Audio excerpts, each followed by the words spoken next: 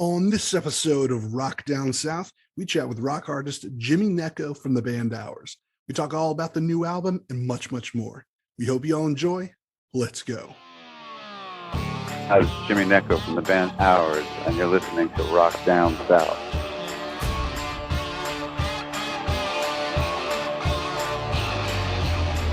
Welcome to another exciting episode of Rock Down South, a show where my friends and I chat with musical artists and ask them the questions we want to know about. Today, we sit down and talk with rock singer Jimmy Gnecco from the band Hours. To say Jimmy's a talented musician is an understatement. He can basically play every single instrument there is and has a tremendous voice. So tremendous that he's been recruited to sing on projects with some of the biggest names in rock music that you know. We talk about some of those fascinating experiences, but what we really dive into is the new self-titled album, which has a whopping 17 full-length songs on it. This is a really good episode that I think fans will enjoy. So without further ado, here's the show. What's up, Jimmy? How you doing, man? Hi, I'm doing well, thank you. How are you? Hey, I'm doing great. Thank you so much for jumping on today. I really appreciate it. My pleasure. Thank you for having me. Yeah. Well, let's get into it. You guys, the band Hours, you guys have been around for a little while now, right? I think since the early 90s.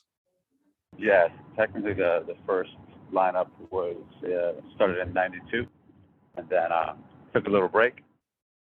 I know you guys have released a bunch of records now, and I think you've even released, was it one or two solo records?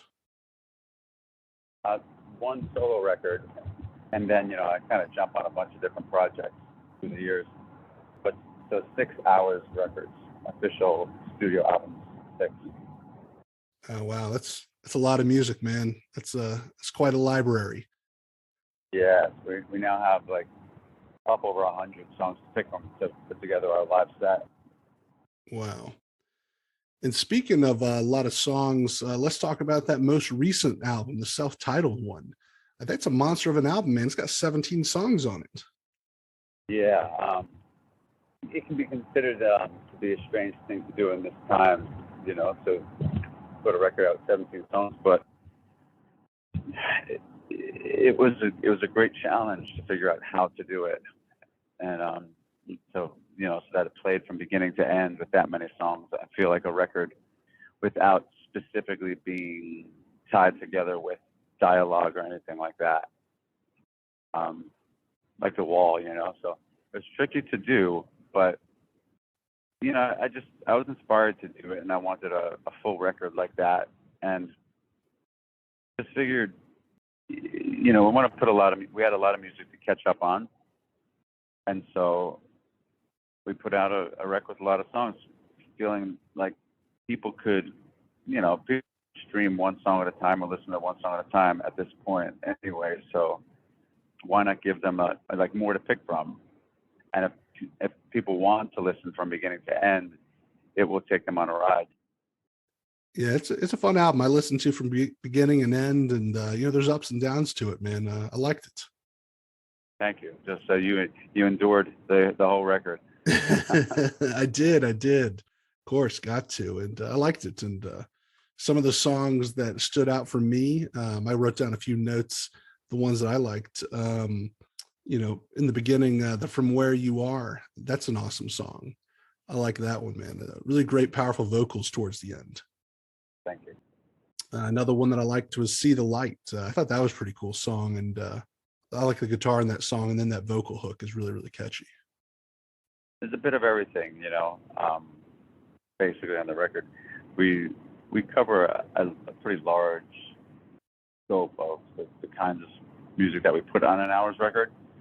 So sometimes it's a little difficult to think about, if we made a record that was all in one direction, like all slow or all super charged up, it would feel imbalanced to us. So we really tried to create a full spectrum of music and without repeating any specific kinds of feelings.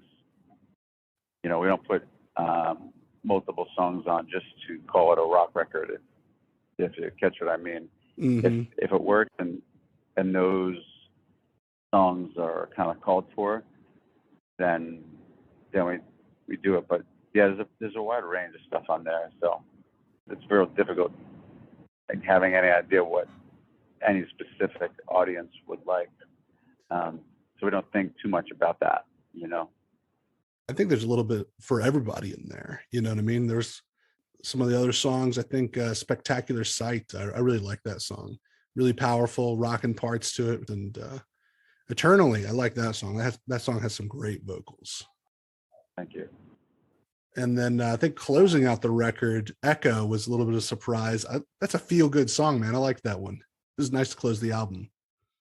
It's tricky, again, the thought, because it's probably the most, I would say, structured or obvious song that might sound like a typical pop song or single. So to have it at the end of a record with 17 songs, some could look at it as a pretty wild move, but it just felt right to end the whole thing with that song, because it does bring joy. So, we wanted to end the record in a really positive place, and it felt like anytime we put it sooner, it was difficult to recover from, because we had kind of reached this place of happiness and joy. It was difficult to go back into some of the songs that were a little darker or more intense, Yeah, that makes a lot of sense, because that is a fun, upbeat song. It was nice to end the record with. I had a smile on my face after I listened to it and finished everything. So yeah, I like that creative choice. That was cool. You'd either probably open with it, or you'd put at the end, or it'd be stuck in the middle, like you said, where it'd be hard to recover from. Yeah, really, really tricky to sequence 17 songs. That's what took the longest time, sequencing the record. Now, how long did you work on this album? Was this something that you did, in a short period of time, or was this several years in the making? It was about 7 years. Wow. 6 years. 6, 7 years in total. We went into the studio open-ended, not really knowing which songs were going to be on there, and then naturally you get in there, and I already had songs to pick from, a couple hundred, and then you go in and start to write a bunch more, and things start to, which you have to be open to, because those are the gifts, as you're grinding away, thinking that you are doing what you want to do. It's like life is that way. You so focus on some things sometimes, and as long as you're really investing in yourself, there are going to be these surprises that come along the way that might not have been what you were planning on, but the trick is trying to figure out when to be open to them. And we just kept ourselves open to everything, and I think that's why, in that same time, just to be clear, we also did another album that we released pretty much under the radar without really doing any press or anything on it. And then 3 other EPs as well that we released only to Bandcamp.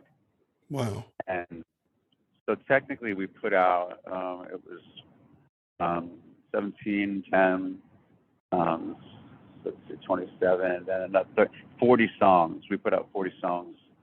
And then we're sitting on a bunch more that we actually recorded. And then there were a few others that I wrote and we worked on that I gave away to other up-and-coming artists. That's quite the amount of music. And you wrote pretty much all the songs on the album, right? I was looking at the writing credits. There's a few that had other writers, but it was mostly all you, right? Yes, it's through the years, that's kind of the way that this has been. In the early records, I wrote everything. And so now on this, because we did spend so much time together, they started to become, and we had so many songs. In the past, contractually, I kind of had to put, because I had publishing deals, I had to put my songs on. So I'd like to write with other people, but I was contractually pushed to put only my songs on. And this time, I was able to open it up more to have other people involved and to try other things as well. Like one song specifically didn't even start as as my song. It started from a totally different outside source. Actually, a young girl, April, who plays piano, keyboard, and stuff in the band. Her niece had this idea in this song, and I heard it, and I said, "Oh, you got to be kidding me! That's really a great idea." So just had some fun on, rather than looking at it this time where it was like, through the years, also writing songs, you get really protective of your songs. Mm-hmm. And this time, like I said, I was able to just try a bunch of things, and one, let people in, and two, just branch out and say, okay, well, the idea of putting other people's songs into the pot to work on started to sound like an exciting possibility. So we just kept ourselves open, really, to all of that, and this was the result. Oh, cool. You play multiple instruments, right? Do you play all the instruments? Do you write all the music with all the instruments? I do, and I can, but at the same time, when there's contribution to be made, when anybody has it, I've done it for years out of necessity, like, because I'd worked for so long on my own that I would just hear all the parts and I would do it. But when you have other people there with you who are also hearing parts, I've never stopped that from happening. So I always welcome it. But sometimes, I'll jump into the hole myself and just knock something out and do all of it. So there's no specific one way that we do anything. It could be happen all different ways, really. I do a lot that way, where I can hear it all and put it together. But I found that when I'm surrounded with the right people, that I really want their ideas and I want their personality on the tracks, because I think that if I've already done it, where I know that I can do it all, and I put it down, and if I feel that it's not feeling wide enough as far as the scope of it and what's being brought to it, then I open it up and I say, hey guys, check this out, or April, check this out. There's a big hole here. Let me know if you're hearing anything, or if you want to do anything. And it's always wide open to allow people to do anything that they want, as long as they're part of the team here with me. And it's not just like in the past, like people pushing their way in when we were on the major labels and stuff. If they're part of a team that we have embraced, and now we've had the longest band ever, the last 7 years or so, which is the longest running consistent group of people that we've had, then I want to hear what everybody has to contribute. But if it needs to get done, yes, I can go and do it. So does that make sense? That makes sense. That's a good answer. My next question is around lyrics. I really like your lyrics. I was listening to them, and they seem to come from a pretty personal place. And I'm definitely believing the lyrics that you are putting out there. Not always the time with other bands. I kind of feel like sometimes I don't really believe necessarily the lyrics, but I definitely believe them with your music, because it's so raw and emotional at times. Do lyrics come easy to you to write, or is this something that what is your lyrical take on writing? I think that they've come pretty naturally. Easy, hard to say. The kind of the process, unless it's very specific, that I've already had a lyrical thought about something that's going on in the world or my life or somebody else's life, where I've already written down that lyric or the idea.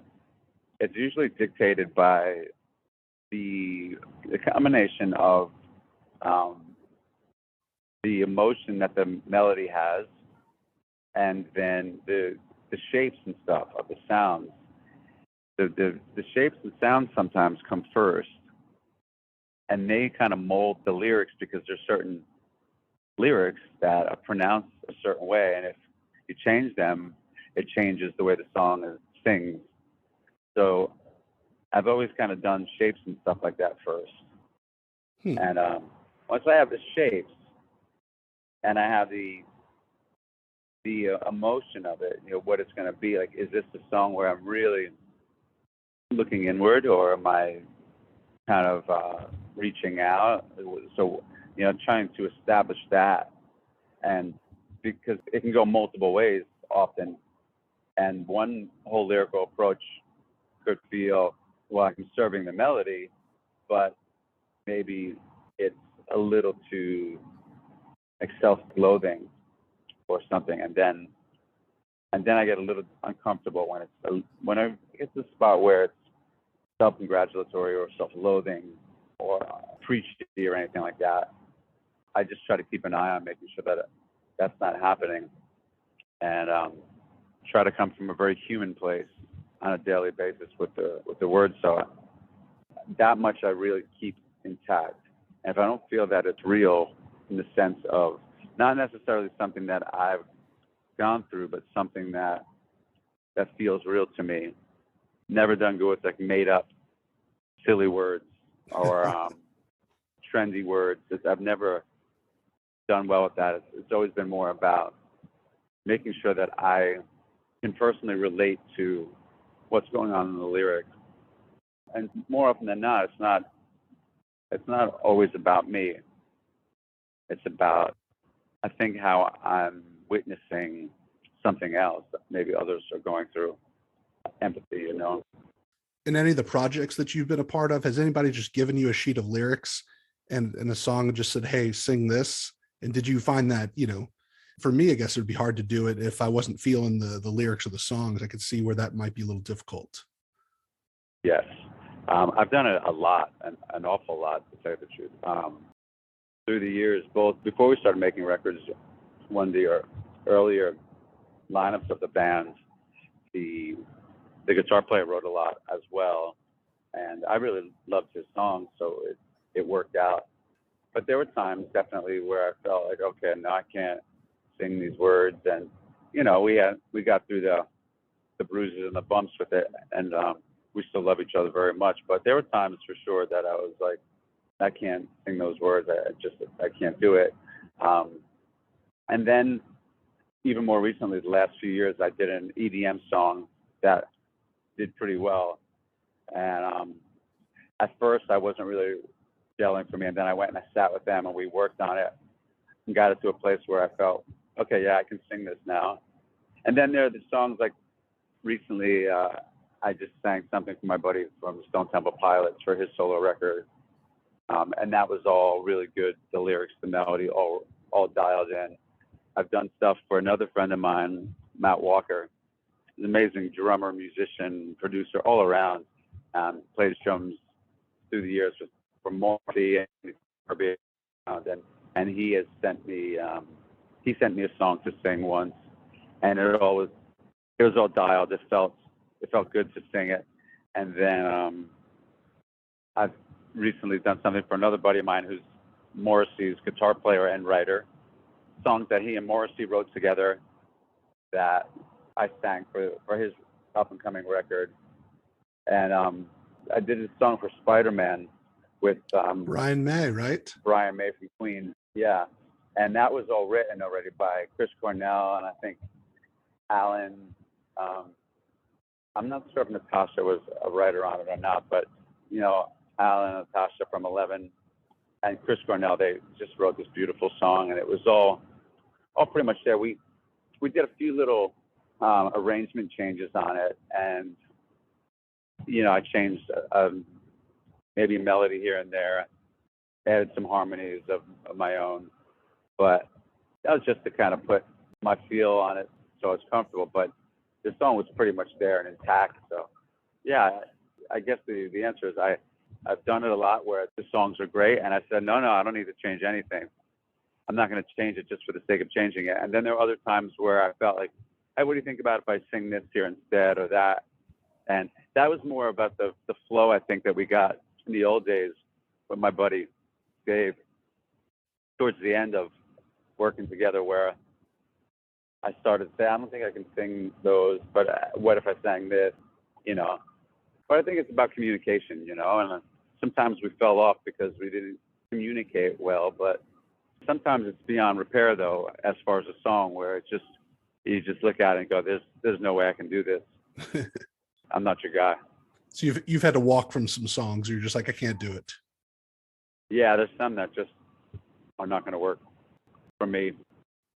Well, speaking of singing, I really enjoy your voice. I think you have a fantastic voice, and when I listen to it, it reminds me a little bit of Bono, and then a little bit of Muse at times. And I know you've been a vocal coach in the past, and I ask this question every once in a while to people who I know are, very good technical singers. But is there something that you wish you could make your voice do that you can't? Maybe something that you'd like to emulate from another singer? What would that be? What I've worked on for a really long time is like, and I kind of unlocked it for the most part over the last decade or so. But a super, super high Prince thing where he was just really able to just get to those really quick, super high things up. It's almost like technique of like inhaling rather than exhaling. But that's something I've worked on for a while now. That's super high thing. Also, what's tricky always is like getting higher without necessarily squeezing your voice down too much and suffocating it. Keeping the sound nice and open and still soft. That's always really tricky. I've worked on that now again for a good part of like 2 decades of just like trying to better and better. So I've been singing now for 35 years or so, and like I said, our sound goes like way back to the early 90s. But I still think that we're always developing and growing and moving with the technology into what's possible. So we don't really look back much, but always trying to better ourselves and all around. So another thing is that I don't tune my voice personally. Like when I record my voice, I will never tune it unless I use it for an effect in the future for something and embrace the technology, like I said, to make it sound more computerized for an effect. But as far as like getting to the notes, we really spend the time doing that, making sure that what you're hearing has come from a human and it's not come from a trick or like an avatar kind of thing. So I know you've played with some really super famous musicians in the past, been associated with these guys musically in one form or another with, projects and bands. And, kind of looking back now at some of those experiences, is there anything that you would say that you've learned from those experiences, working with, these musicians of such a high caliber? Well, always learning from everyone, whether it's the greats or those even just starting out. As I went back and when I stopped playing music for a few years there and I was kind of mentoring, I learned a lot even from the young kids. But I guess hard to say about any of my other established friends or buddies that I've jumped up and played with because I feel like I feel like we've kind of been coming from the same place and we put the miles in and we were kind of there at the same time, kind of equals. I think I probably learned a good deal from my dear friend James Hall about pushing my voice into, hard to explain, but there's a certain way to throw your voice into something that really comes across in a different way. So I picked up on something like that from him as almost a scatty kind of throwing my voice outward. And I think I knew it already, but I think like for he and I singing together, because we've sung together on a bunch of recordings, singing the same thing and hearing how his was kind of cutting through more. Mine was a little more smooth, which, they both have their merits, but when you're looking at what it is you're doing and then what somebody else is doing and seeing those moments where it seems to translate better, that's one of the biggest things that I think I picked up on was from him. And it would have to be that very specific thing. I know you had a couple opportunities that popped up, where you'd be filling in for where Scott Weiland used to sing in a couple of bands. Did you ever meet Scott Weiland? Did you know him at all? I did not. I knew everyone in his solo band when he was out playing. They were all my friends. The guitar player who had died right before he did too, Jeremy. My buddy Tommy Black was the bass player with Scott. So I knew the whole band, but I never actually met Scott. They had asked me on a few occasions after playing the Viper Room and stuff to say, hey, come on up to Scott's house. And I would like to meet him. I really felt for him. I felt bad for him, but I just didn't go because for a really long time I just stayed away from anything that felt like any kind of danger zone as far as certain habits and stuff. Gotcha. I tend to really stay away from it, distance myself for a long time because I had children and stuff of my own, and I wanted a healthy environment for them always. So anything that felt potentially toxic, I had no choice but to just stay away from, in my view. So we never crossed paths in that way, but I always had a lot of respect for him as far as an artist goes, and I felt bad towards the end. Felt like he needed to keep touring to maintain a certain kind of financial thing due to like multiple marriages, and it just seemed like he was cooked. Yeah. So bad. Yep, we definitely miss Scott. I was just curious about whether you knew him at all because there was a couple projects where people were getting you to apply for those positions. So yeah, the pilot's one came from Chester because he had to leave because he really needed to focus on Lincoln Park, and it was breaking his heart that he had to leave.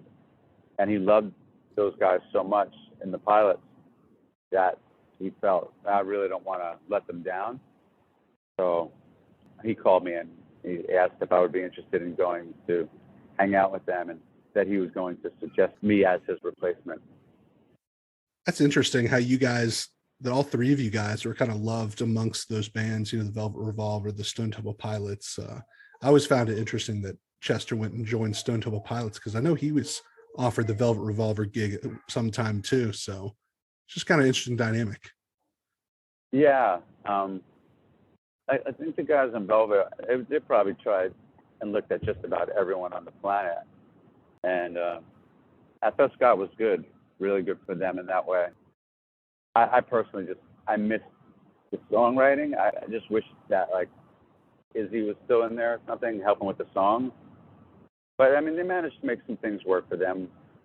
But when you're looking at the songwriting in the Stone Temple Pilots and the level of songwriting on Appetite for Destruction and Use Your Illusion, that, that's a tough, you don't ever want to reproduce anything and redo the same thing, but you hope to do whatever next thing that you're doing on a really great level still, like whatever the new challenge will be, find other people on that level. So for me, that's what was the element that I always felt was kind of missing there. Scott was a great front man, a great vocalist, but just I wanted, and you hear something like Interstate Love Song, and that's a tough bar. Yeah. Well, rest in peace, Scott and Chester and Chris Cornell. Some of the greats who are unfortunately no longer with us. And it's interesting how you. Yeah, really hard to believe. Yeah, it's interesting how you were kind of in the mix there at different times with people all around these guys. Yeah, like I said, I think we're all able. I've shown it the least, in my opinion, because I've held back from just becoming the rock singer. Like I can do that. Our records have never been that way, like where it's all rock. So, and which is maybe why some of the more rock fans don't know about me. But I think there's been an element of these guys knowing that I can do it. It's been a question of whether I really wanted to or not. And it's tough finding that space of feeling like that's what I should be doing. So I'm still open to the right kind of situation like that. If we find something with some other people and they want to put something together, I'm still really open to it. But it's not like I was closed off and I was like, no, that'll never happen. I came back to realizing that there's no way that I could replace Scott Weiland, for me personally, all around, that there was no way that I'd be able to do that effectively in the Stone Temple Pilots. I felt like the world would forever feel like I was some strange replacement. And I spent too much time on my own creating hours, which is a very unique thing. Again, like long before there was a Muse, while Radiohead were just first starting and breaking out, is when we had hours. So I put all this time into it, into really doing my best to be unique and walk my own road and have our own thing, to just throw it away and kind of become Go backwards, really. like a replacement. Yeah, and someone would see it that way. They say, "Oh, you're out of your mind." But to me, it's like, well, that's not like I'll do it for fun, but that's not why I'm here. I was upset about it, and I think the Sunshine Pilots guys were a little upset because they felt like, "What are you doing? Like, you can do this." And I don't know if they were upset with me, but it seems like once they got Jeff and they found their footing with it all, that they kind of came back to understanding the idea that, oh yeah, that didn't make any sense. Doesn't mean that we can't do things in the future. Like I said, I just sang on a song for Robert, and I'm going to sing on another one for him. So. Oh, that's cool. And back before any of this, when I first started the record with Rick Rubin, I had been talking to one guy in excess. Like, he was sending me song ideas, and I was really excited about doing something with them because they were a band that I always loved. I love that more than the hard rock stuff. That would be more. I can hear a little bit of the NXS in your music. Yeah, that would be more where I would want to be rather than the hard rock. It still rocks and it goes, but it's still kind of dancey and sensual and kind of squirmy, snaky, and soulful. That makes more sense to me than just being like a rock singer. So I was excited about that, but also knew that there was no way on the planet to ever replace Michael Hutchence. There's just no way. To try to write new music with them and do something else, I was excited about. But then they went and did that show, and they got that singer, and so I felt like, oh, well, that'll never happen now. So.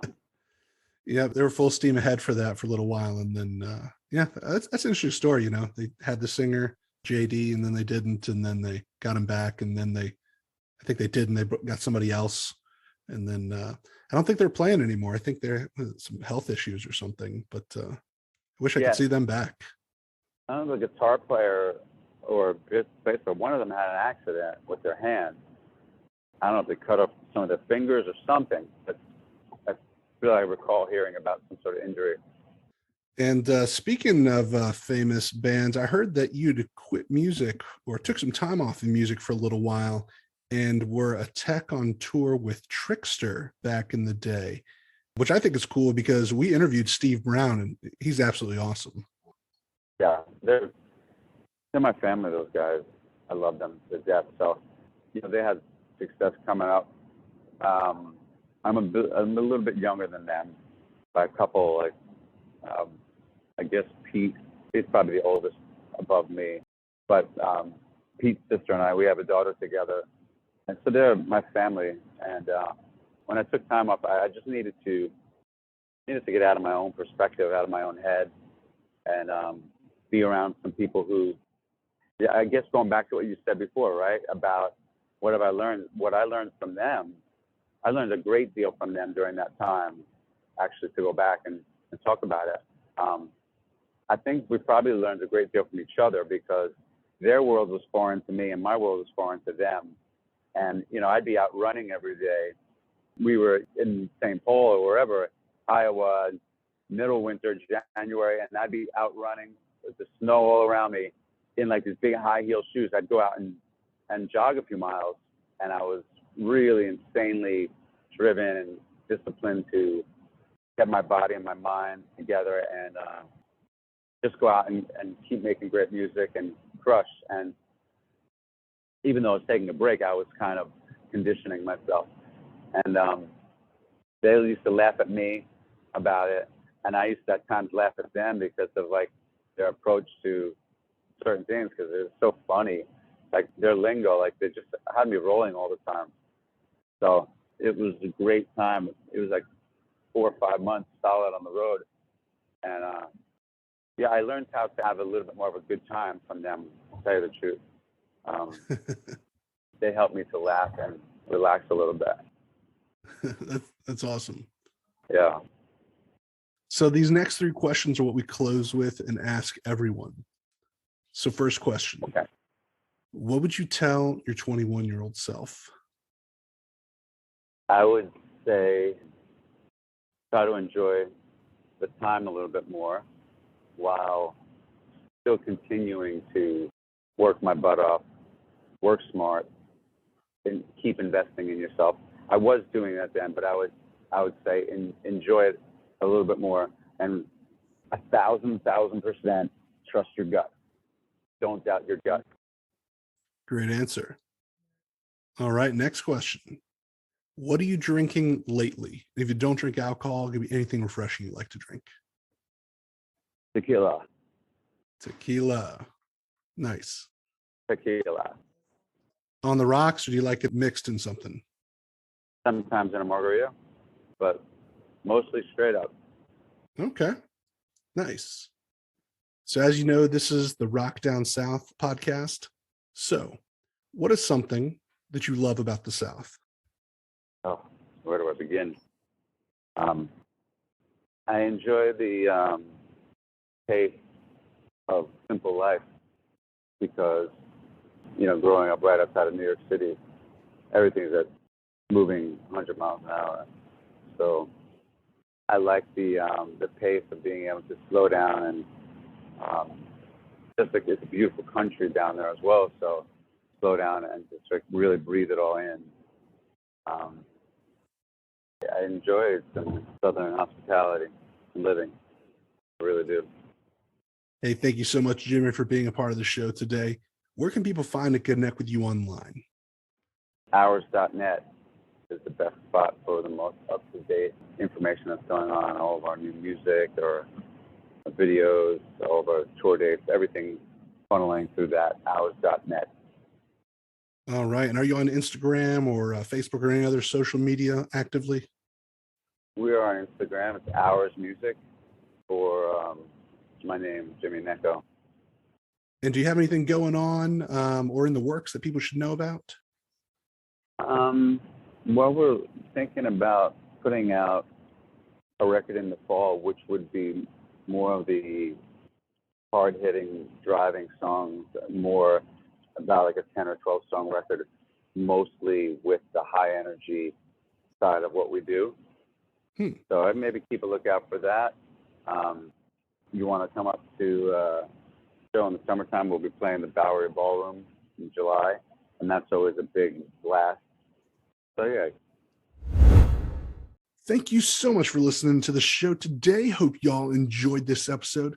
I had a really good time chatting with Jimmy. He's such a talented vocalist and artist, and I can't wait to see him play live pretty soon. So make sure to go follow Jimmy and his band Hours on all their social media pages and give their latest self-titled release a listen.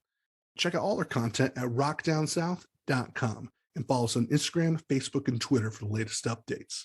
And as always, the views and opinions expressed by our guests are theirs and don't necessarily reflect our own. I'm Mark, and you've been listening to Rock Down South. See y'all next time.